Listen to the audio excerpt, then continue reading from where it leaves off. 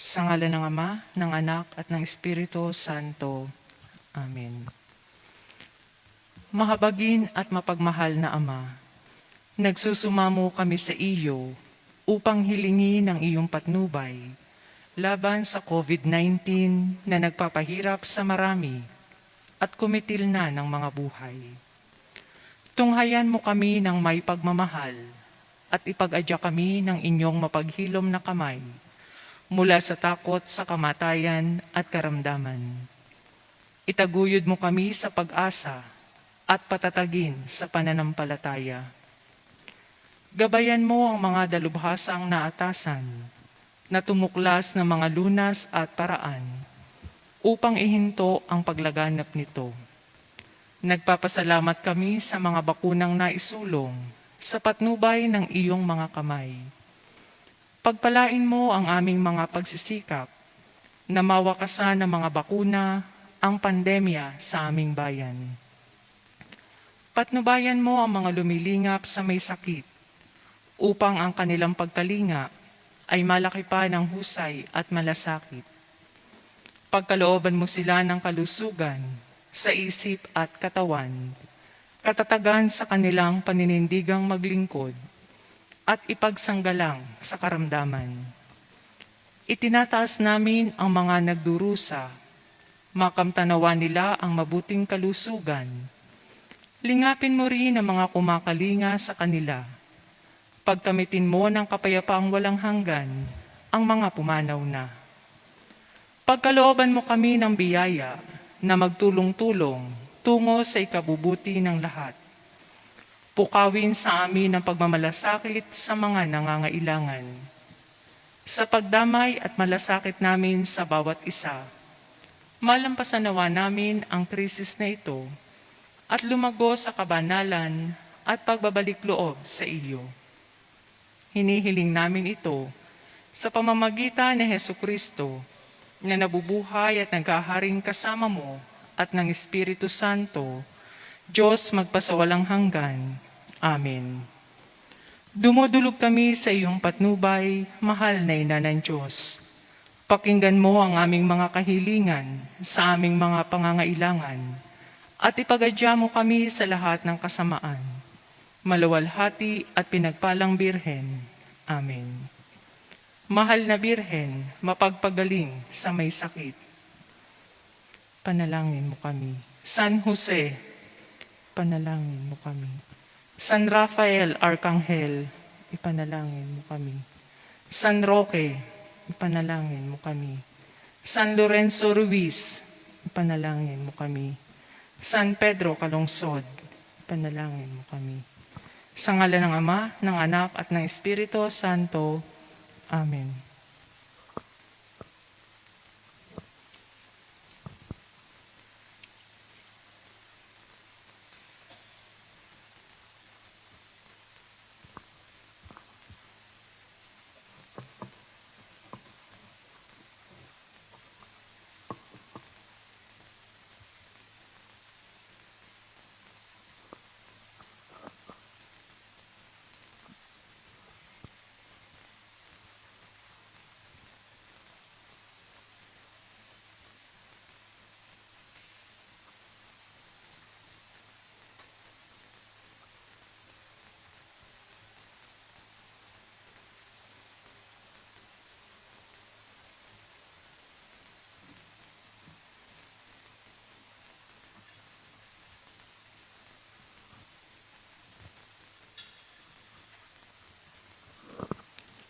Ang mamumuno sa pagdiriwang ng banal na Eukaristiya ay si Reverendo Padre Rolando Datu, OFM, Capuchin.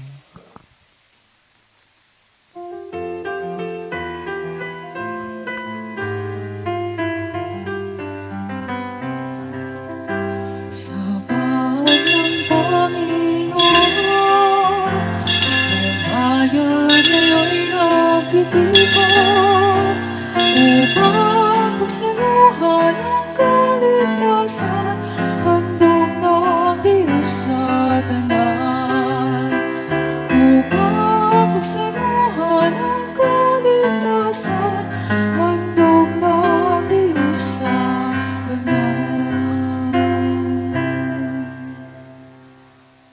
ngalan ng Ama at ng Anak at ng Espiritu Santo, Amen. ang pagpapala ng ating Panginoong Hesukristo, ang pag-ibig ng Diyos Ama, at ang pakikipagkaisa ng Espiritu Santo naway sumainyong lahat. At sumaiyo rin.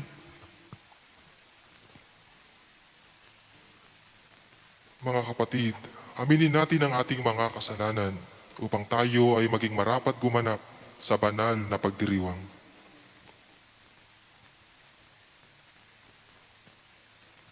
Inaamin ko Inamin ko sa makapangyarihang Diyos at sa inyo mga kapatid na lubha akong nagkasala sa isip, sa salita at sa gawa at sa aking pagkukulang.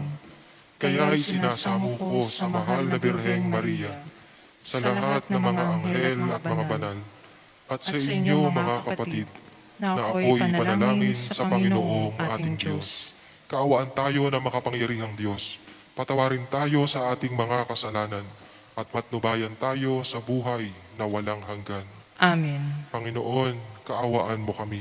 Panginoon, kaawaan mo kami. Kristo, kaawaan mo kami. Kristo, kaawaan mo kami. Panginoon, kaawaan mo kami. Panginoon, kaawaan mo kami. Manalangin tayo.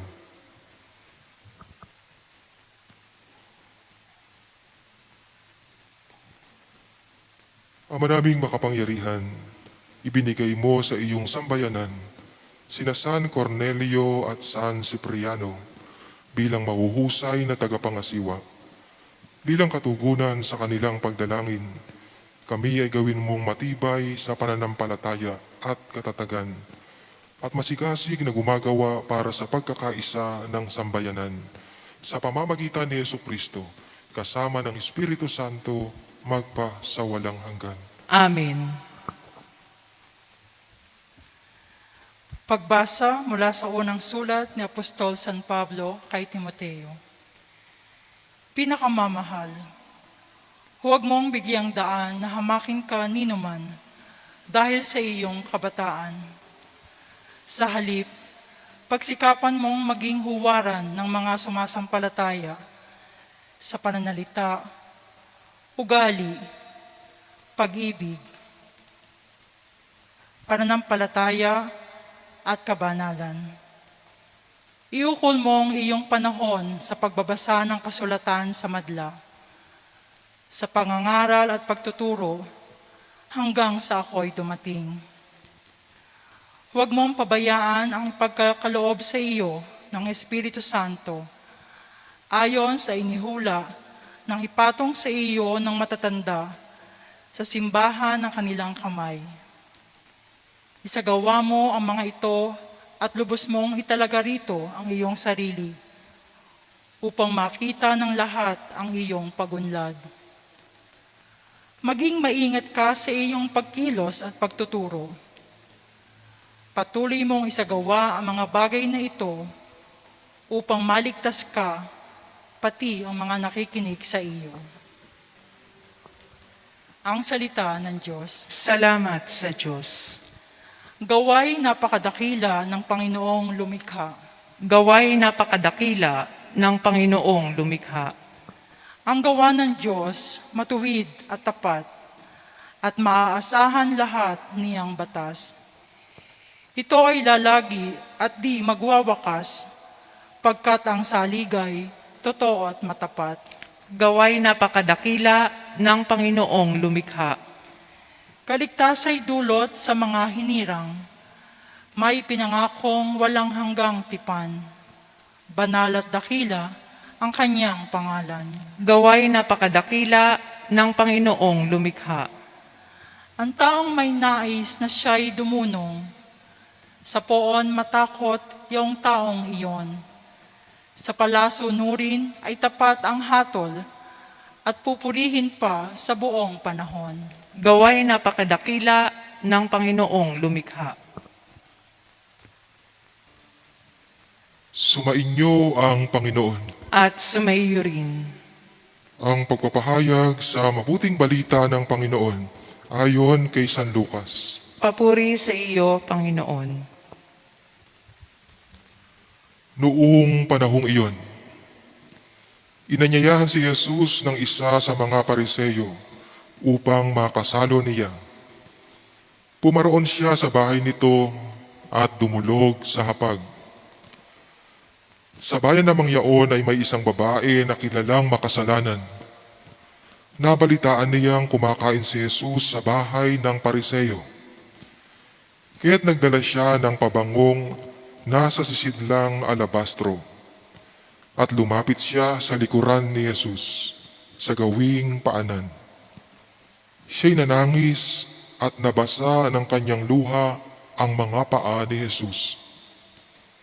Pinunasan niya ang mga ito ng kanyang buhok, hinagkan at pinahiran ng pabango. Nang makita ito ng pariseyong nag-anyaya kay Jesus, nasabi nito sa kanyang sarili, "Kung talagang propeta ang taong ito, alam niya kung sino at kung anong uri ng babae ang humihipo sa kanya. Isang makasalanan." Bilang tugon sa iniisip ni Simon, sinabi ni Jesus, "Simon, may sasabihin ako sa iyo." Sumagot siya, "Ano po iyon, Guro?" Sinabi ni Jesus, "May 2 taong nanghiram sa isang nagpapautang. Ang isa ay 500 denaryo at ang isa na may 50. Nang hindi makabayad, pareho silang pinatawad. Ngayon, sino sa kanila ang lalong nagmamahal sa nagpautang?" Sumagot si Simon, "Sa palagay ko po'y ang pinatawad ng malaking halaga." "Tama ang sagot mo," ang tugon ni Jesus. Nilingon niya ang babae at sinabi kay Simon, "Nakikita mo ba ang babaeng ito?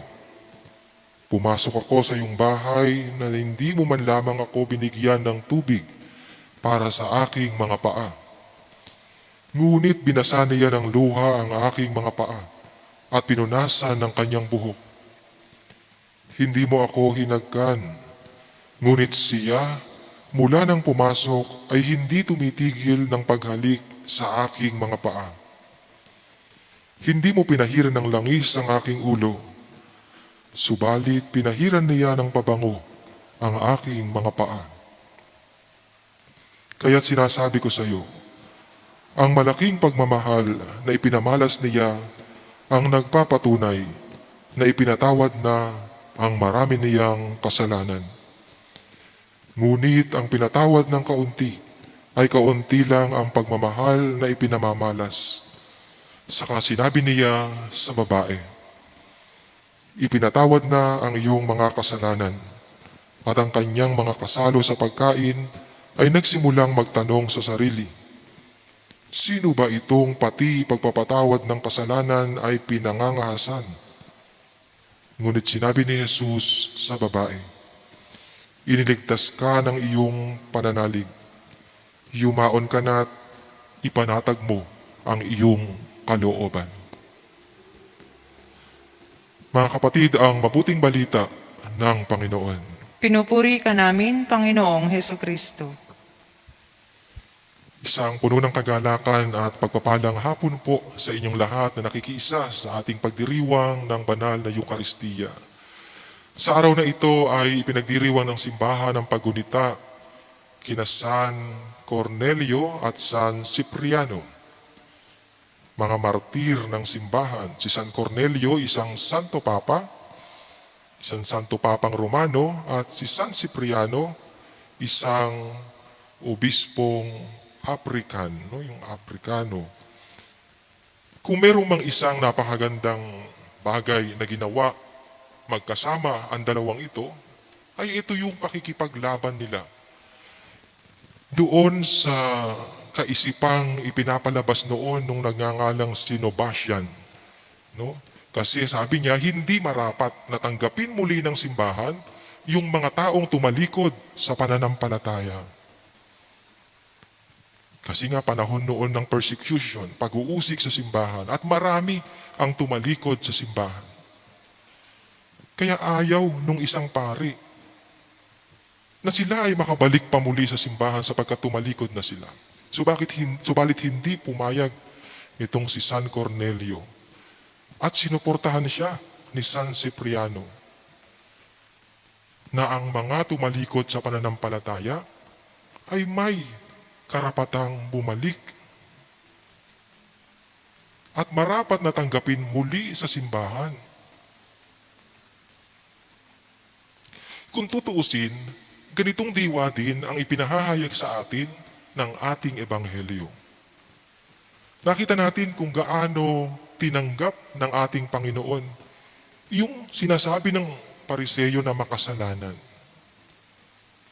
Makikita natin dito ang magkatunggaling saloobin, mga nilalaman ng puso at isipan sa pagitan ng Pariseyo at ng babaeng makasalanan, sa pamamagitan ng Pariseyo at ng ating Panginoong Hesus.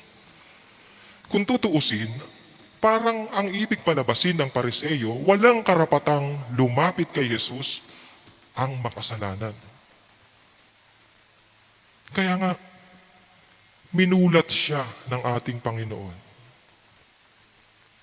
Una, doon mismo sa paraan ng pagtanggap niya, sa pagpapabaya niya doon sa ginagawa ng babae para sa kanya. Ipinakita niya na kahit makasalanan ay may karapatang magbago at marapat na tanggapin kapag lumalapit sa kanya. Ito rin yung nais iparating sa atin ng Panginoon. Kasi delikado ito yung danger ng kapag masyadong ang tingin natin sa sarili natin ay higit na mabuti kaysa sa iba.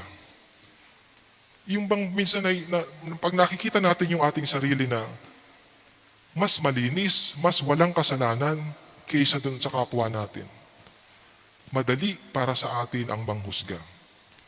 Kaya nga hindi rin tayo masyadong makapagmahal o makapagbigay ng totoong pagmamahal sa ating Panginoon. Sapagkat nakikita nga natin ang ating sarili na deserving dapat ako sa pagmamahal ng Diyos kasi wala akong kasalanan. Iyon ang pinakamalaking anyo ng kasalanan. Yung maisip natin sa ating sarili na tayo ay walang kasalanan. Sapagkat hindi kailanman makapapasok sa puso ng kahit sino mang taong nag-iisip na wala siyang kasalanan. Kaya nga sa gantong diwa, maganda ring salaminin natin yung ating sarili. Sino kaya tayo sa mga tauhan na narito sa ating ebanghelyo? Tayo kaya itong Pariseyo?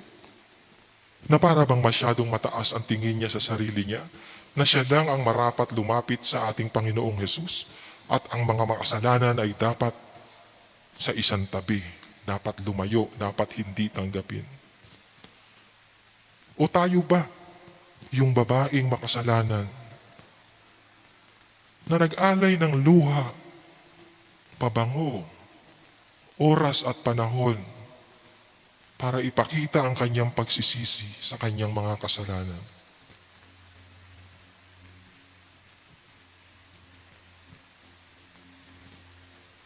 Sa ganitong diwa, magandang tingnan natin mabuti yung ating puso. Ilang tao na nga ba ang nilayuan natin o kaya'y itinulak nating palayo sa atin dahil sa tingin natin ay makasalanan sila? Ilang tao na nga ba hanggang sa kasalukuyan ay hindi natin inaabot? Hinahayaan nating maging malayo ang damdamin sa atin sapagkat ayaw natin sa kanila, sapagkat nakikita natin sila bilang makasalanan at nakikita natin ang ating sarili bilang mga taong malinis at karapat-dapat lumapit sa Diyos. Mga kapatid, ito ang malinaw na anyo ng simbahan. Ang simbahan ay hindi lamang sa mga sinasabi nating mga banal. Ang simbahan ay para sa mga makasalanan at banal. Sa simbahan dapat natin natatagpuan yung anyo ng pagmamahal na hindi namimili, na hindi nag-i-echapwera kapag ayaw natin. Kaya nga tayo Katoliko, universal, pangkalahatan, Lahat pwedeng pumasok. Kaya nga nakalulungkot, di ba? Yung mga pangyayari na iyan, wala na yung silbi, patayin na lang yan. Lagi na lang yung gumagawa ng kasalanan, sila yung sanhi ng gulo. Patayin yan. Pero hindi nila nakikita na sila mismong mga nagpapapatay doon sa mga ganong anyo ng tao, ang higit na makasalanan din. Ito yung bunga. Kapag hindi natin nakita sa ating sarili na tayo rin ay nagkakasala, magiging mabilis para sa atin ang manghusga. Magiging mabilis para sa atin ang mag-etsapuwera ng ating kapwa. Magkakaroon ng pagkakagrupo-grupo. Dito kami mga mababait. Diyan kayo sa labas, mga salbahe. Di ba? Isang anyo ng katotohanang maaaring dumudurog sa puso ng ating manlilikha. Sapagkat nilikha niya tayo, ayon sa kanyang larawan, lahat tayo ay mabuti.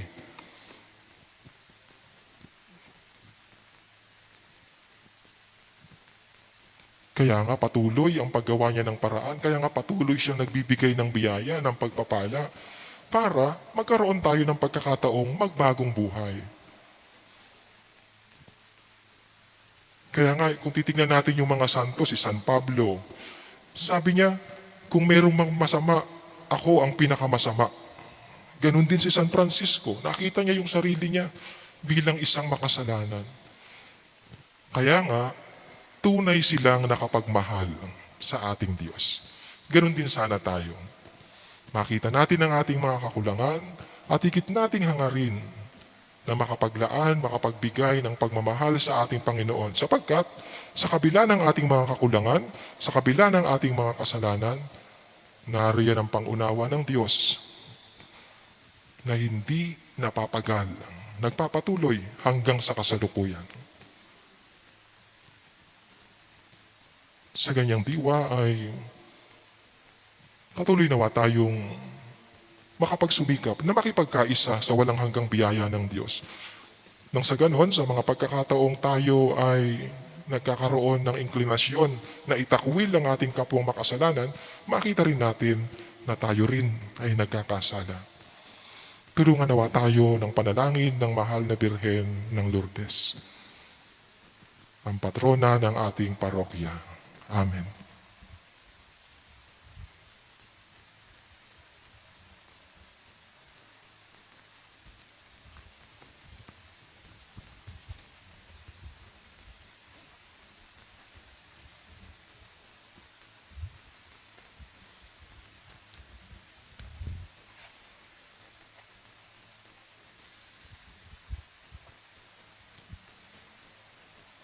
Mga kapatid, sa ating pananalangin, ilagay natin ang ating pananalig sa Diyos Ama na nagpapakita ng mapagmahal na habag sa kanyang pakikitungo sa mga makasalanan. Sa bawat panalangin ang ating pong itutugon, kaibigan ng mga makasalanan, idulot mo sa amin ang iyong kapayapaan. Kaibigan ng mga makasalanan, idulot mo sa amin ang iyong kapayapaan. Ang simbahan, naway may pagpatuloy ang gawain ni Jesus sa pagpapatawad ng mga kasalanan at pagbubuo ng mga pusong wasak. Manalangin tayo sa Panginoon. Kaibigan ng mga makasalanan, idulot mo sa amin ang iyong kapayapaan. Sa pamamagitan ng diwang mapagpatawad, ang mga taong magkakatunggali, naway humantong sa mapayapang pag-uusap. Manalangin tayo sa Panginoon. Kaibigan ng mga makasalanan, idulot mo sa amin ang iyong kapayapaan. Tayo naway maging mahinahon at mahabagin sa ating kaisipan ukol sa kapwa at huwag natin silang hiwaksi o tanggihan dahil sa kanilang kahinaan at kakulangan. Manalangin tayo sa Panginoon. Kaibigan ng mga makasalanan, idulot mo sa amin ang iyong kapayapaan. Ang mga may sakit at yaong mga nag-aaruga sa kanila, naway makadama ng mapagpagaling na presensya ng Panginoon sa pamamagitan ng pagmamalasakit na Kristiyanong komunidad. Manalangin tayo sa Panginoon. Kaibigan ng mga makasalanan, idulot mo sa amin ang iyong kapayapaan. para sa lahat ng mga bumili at nagsindi ng kanilang mga kandila sa ating Candle Chapel, at para sa lahat na nagbigay ng kanilang donasyon, naway dinggin ng Panginoon ang kanilang mga panalangin at ipagkaloob ang lahat ng kanilang mga kahilingan. Kung ang mga ito'y naaayon sa banal na kalooban ng Diyos at makatutulong sa kanilang kaligtasan, manalangin tayo sa Panginoon. Kaibigan ng mga makasalanan, idulot mo sa amin ang iyong kapayapaan. Yaong mga pumanaw na sa buhay na ito, naway patawarin ni Jesus na ating tagapagligtas, manalangin tayo sa Panginoon. Kaibigan ng mga makasalanan, idulot mo sa amin ang iyong kapayapaan.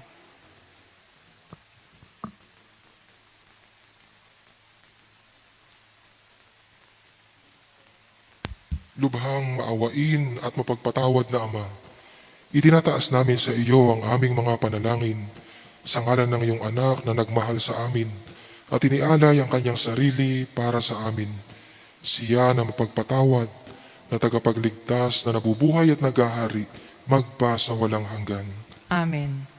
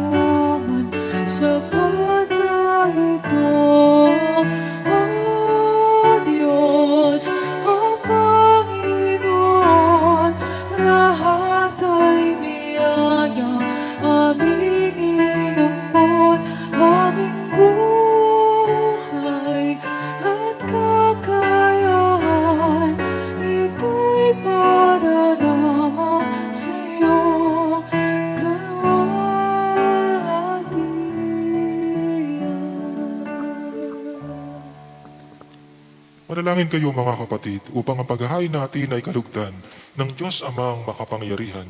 Tanggapin nawa ng Panginoon itong paghahain sa iyong mga kamay, sa kapurihan niya at karangalan, sa ating kapakinabangan at sa buong sambayanan niyang banal. Ama naming lumikha, tanggapin mo ang mga alay ng iyong sambayanan. Ngayong ginugunita ang tiniis ng iyong mga martir, ang banal na paghahaing nagdulot ng kagitingan, upang matiis ni na San Cornelio at San Cipriano ang mga paghihirap ng kalaban ay magbigay din nawa sa amin ng katatagan sa mga kahirapan sa pamamagitan ni Jesucristo, kasama ng Espiritu Santo, magpa sa walang hanggan. Amen. Sumainyo ang Panginoon. At sumaiyo rin. Itaas sa Diyos ang inyong puso at diwa. Itinaas na namin sa Panginoon. Pasalamatan natin ang Panginoong ating Diyos. Marapat na siya ay pasalamatan. Ama naming makapangyarihan, tunay ngang marapat na ikaw ay aming pasalamatan. Ngayong aming kagalakan, na sina San Cornelio at San Cipriano ay parangalan. Sila'y kapanalig naming may paninindigan, na ikaw ay ipahayag kahit sila ay mamatay. Sapagkat minarapat mong kanilang matularan ang iyong anak na naghain ng sariling buhay, tulad ng naganap sa iyong anak Ang dugo ng mga martir ay dumanak, hindi dahil sa katatagang likas, kundi dahil sa iyong bigay na lakas. Kaya kaisa ng mga anghel na nagsisiawit ng papuri sa iyo, nang walang humpay sa kalangitan, kami nagbubunyi sa iyong kadakilaan.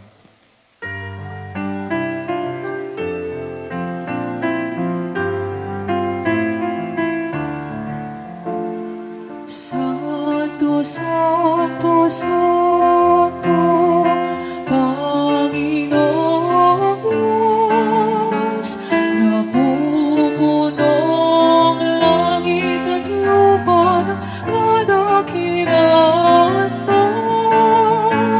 Hosana, Hosana, Hosana sa kaitaasan.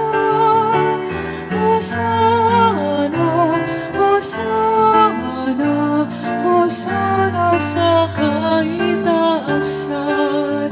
Pinapanang nakalito sa ngalan ng Panginoon.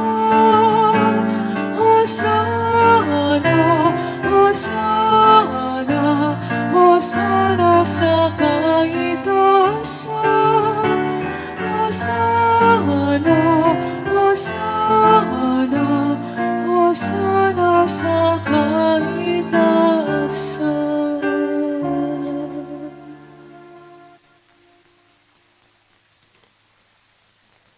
Ama naming banal, ikaw ang bukal ng tanang kabanalan.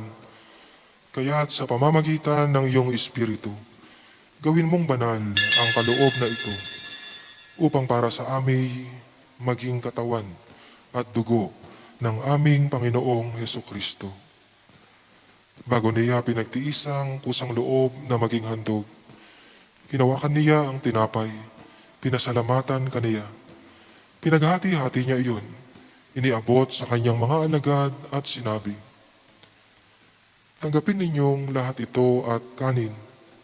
Ito ang aking katawan na ihahandog para sa inyo."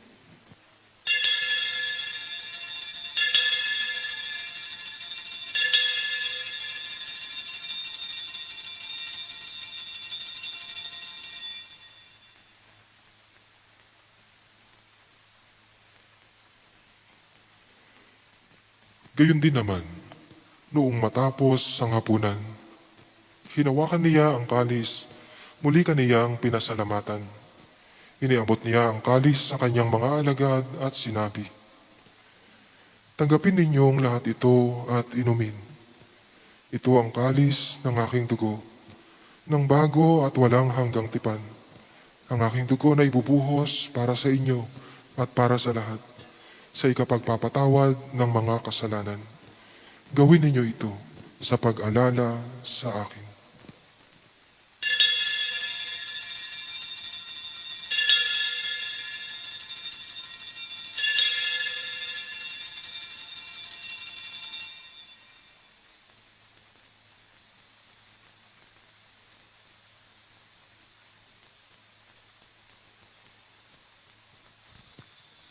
Ipagbunyi natin ang misteryo ng pananampalataya. Si Kristo'y namatay, si Kristo'y nabuhay, si Kristo'y babalik sa wakas ng panahon. Ama, ginagawa namin ngayon ang pag-alala sa pagkamatay at muling pagkabuhay ng iyong anak. Kaya tiniaalay namin sa iyo ang tinapay na nagbibigay buhay at ang kalis na nagkakaloob ng kaligtasan. Kami nagpapasalamat dahil kami iyong minarapat na tumayo sa harap mo para maglingkod sa iyo. Isinasamo namin kaming magsasalo-salo sa katawan at dugo ni Kristo ay mabuklod sa pagkakaisa sa pamamagitan ng Espiritu Santo. Ama, lingapin mo ang iyong simbahang laganap sa buong daigdig. Puspusin mo kami sa pag-ibig, kaisa ni Francisco na aming Papa, at ni Reynaldo na aming obispo at ng Tanang Kaparian. Alalahanin mo rin ang mga kapatid naming nahimlay, nang may pag-asang sila'y muling mabubuhay. Gayon din ang lahat ng mga pumanaw. Kaawaan mo sila at patuloyin sa iyong kaliwanagan. Kaawaan mo at pagindapatin kaming lahat na makasalo sa iyong buhay na walang wakas. Kaisa ng mahal na Birheng Maria, ang mahal na Birhen ng Lourdes na ina ng Diyos, kaisa ng mga apostol at ng lahat ng mga banal, nila San Cornelio at San Cipriano, na namuhay dito sa daigdig ng kalugod-lugod sa iyo. Maipagdiwang nawa namin ang pagpupuri sa ikararangal mo sa pamamagitan ng iyong anak na aming Panginoong Heso Kristo. Sa pamamagitan ni Kristo, kasama niya at sa Kanya, ang lahat ng parangal at papuri ay sa iyo, Diyos Amang makapangyarihan, kasama ng Espiritu Santo, magpa sa walang hanggan.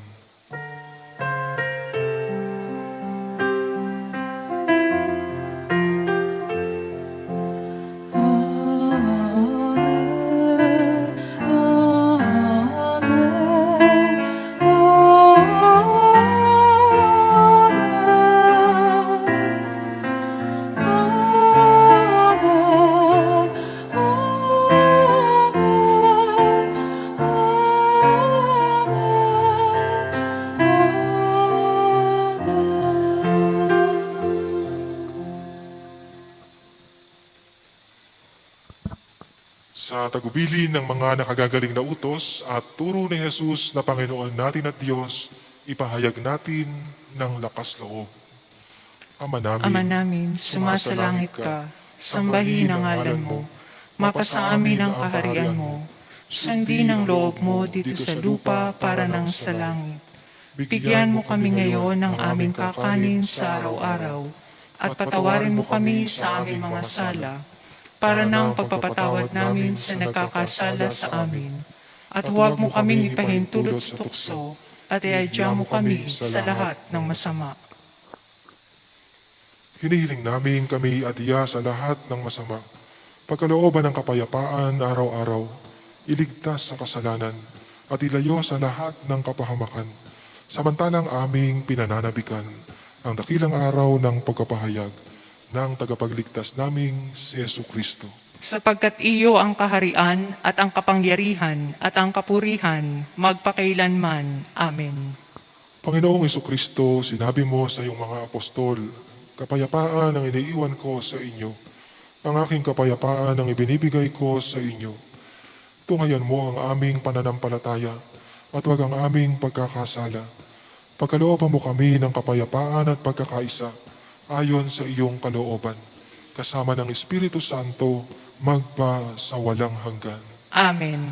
Ang kapayapaan ng Panginoon ay laging sumainyo. At sumaiyo rin. Maghangad at magbigayan po kayo ng kapayapaan sa isa't isa. Peace be. Kordero ng Diyos na nag-aalis ng mga kasalanan ng sanlibutan, maawa ka sa amin. Kordero ng Diyos na nag-aalis ng mga kasalanan ng sanlibutan, maawa ka sa amin. Kordero ng Diyos na nag-aalis ng mga kasalanan ng sanlibutan, ipagkaloob mo sa amin ang kapayapaan.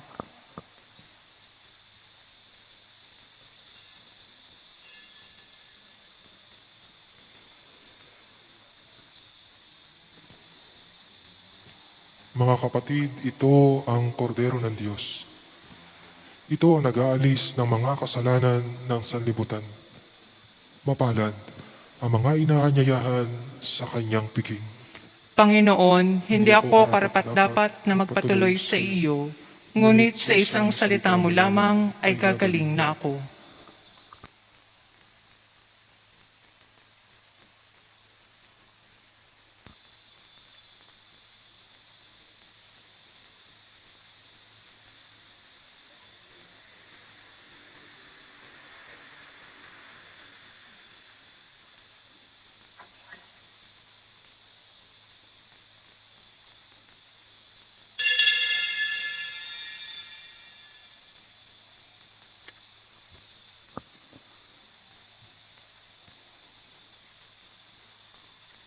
Mga kapatid, ang katawan ni Kristo.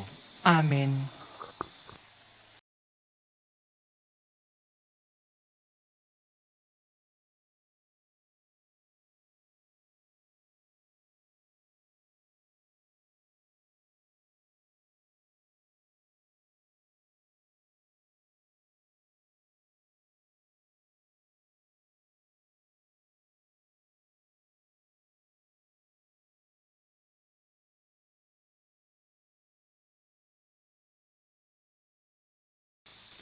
Manalangin tayo.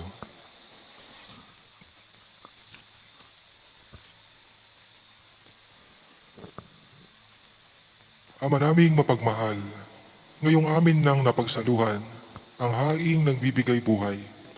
Hinihiling naming kaming pinaghaharian ng iyong espiritu ng kagitingan ay maging mga saksi sa katotohanan ng mabuting balita. Ayon sa halimbawang ipinakita ni na San Cornelio at San Cipriano, sa pamamagitan ni Jesucristo, kasama ng Espiritu Santo, magpa sa walang hanggan. Amen. Sumainyo ang Panginoon. At sumaiyo rin. At naway pagpalain kayo at ang lahat ng inyong mga mahal sa buhay ng ating makapangyarihan at mapagmahal na Diyos, ang Ama, ang Anak, at ang Espiritu Santo, Amen. na ipagdiwang na po natin ang misa. Humayo kayo sa kapayapaan upang ang Diyos at ang ating kapwa ay mahalin at paglingkuran. Salamat sa Diyos.